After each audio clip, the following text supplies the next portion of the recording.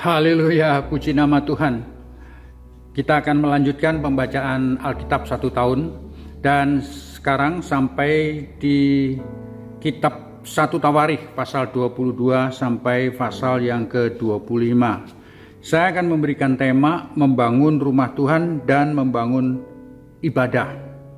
Setelah Daud melihat pernyataan Allah di tempat kemah bait suci yang dibuat Musa di tempat pengirikan Oman, orang Yebus, Daud takut melihat pedang malaikat Tuhan itu. 1 Tawarikh 22:1, lalu berkatalah Daud, disinilah rumah Tuhan Allah kita dan disinilah mezbah untuk korban bahan bakaran orang Israel. Maka Daud mempunyai kerinduan membangun kembali bait Allah bagi bangsa Israel. Kemudian pasal 22 lanjutannya, yaitu persiapan untuk membangun bait suci. Dengan segala kemampuan dan semangat Daud mempersiapkan bahan-bahan yang dibutuhkan. Tukang untuk membuat batu-batu, paku, dan untuk membuat pintu-pintu dari kayu yang kuat, dari kayu aras, dari Sidon dan Tirus diambilnya. Yang lainnya untuk membangun bait suci yang megah dan besar. Daud tidak berani mendekat karena takut melihat pedang yang terhunus oleh malaikat tadi. Kemudian ayat 14-19, tukang-tukang yang ahli untuk membuat emas dan perak dipersiapkan. Kemudian menyampaikan kepada anaknya Salomo yang akan melanjutkan sesuai dengan petunjuk Tuhan.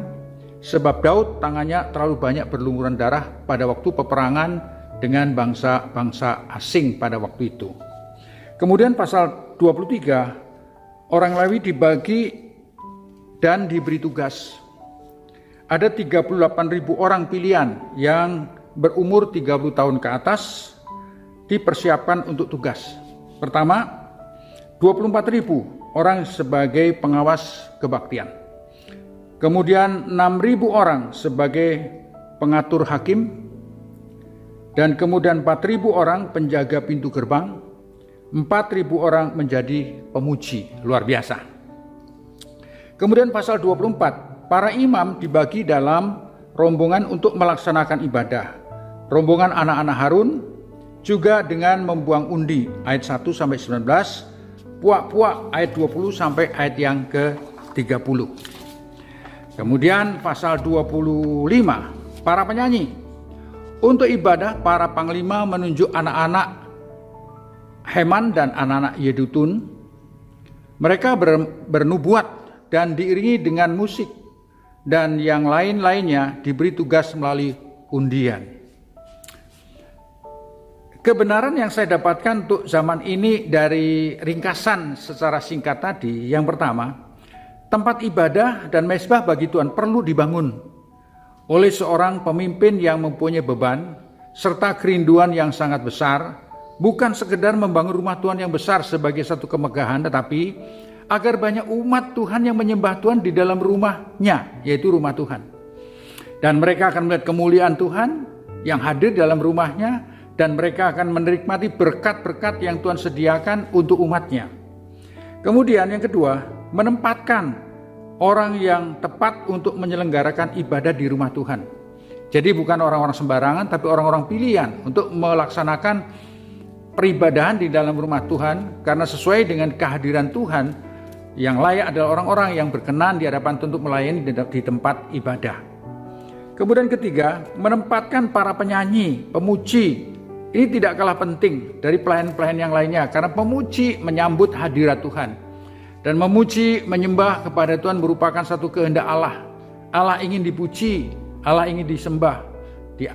Pada saat Allah ditinggikan, maka dia akan menarik banyak orang untuk datang kepada Tuhan. Itu saya rasa yang saya ingin sampaikan dalam kesempatan ini. Dan satu pertanyaan yang saya ingin sampaikan, bagaimana pada zaman pandemi ini?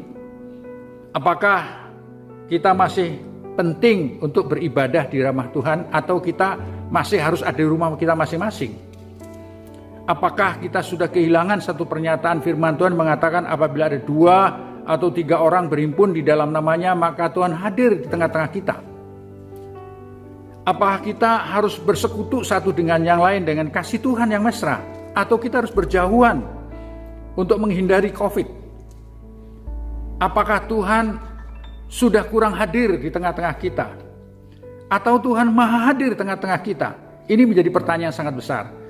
Kita sangat bersyukur kepada Tuhan bahwa gereja tidak pernah berhenti untuk beribadah kepada Tuhan. Baik walaupun masa pandemi, sampai hari ini tetap beribadah kepada Tuhan. Karena kami yakin bahwa Tuhan hadir di tengah-tengah umatnya. Dan kuasa Tuhan jauh lebih dahsyat daripada kuasa-kuasa COVID. Kalau toh memang terkena, kami yakin pasti akan disembuhkan oleh Tuhan. Kalau tidak sembuh sekalipun dan akhirnya mati, itu adalah kehendak Tuhan. Kalau tetap percaya kepada Tuhan, itu bersyukur. Karena Tuhan sudah menyediakan tempat yang layak, yaitu di surga. Dan di sana akan selama-lamanya bersama dengan Tuhan. Bukankah itu satu kerinduan? Itu saja yang saya ingin sampaikan dalam kesempatan ini. Kiranya Tuhan memberkati. Mari sejenak kita tunduk kepala dan berdoa mengucap syukur kepada Tuhan. Bapak, terima kasih. Engkau sungguh baik. Engkau memberikan kesempatan bagi kami untuk sedikit membaca dan merenungkan kebenaran firman-Mu. Kiranya Tuhan akan memberkati kami sekalian dalam kesempatan ini. Terima kasih Tuhan. Amin.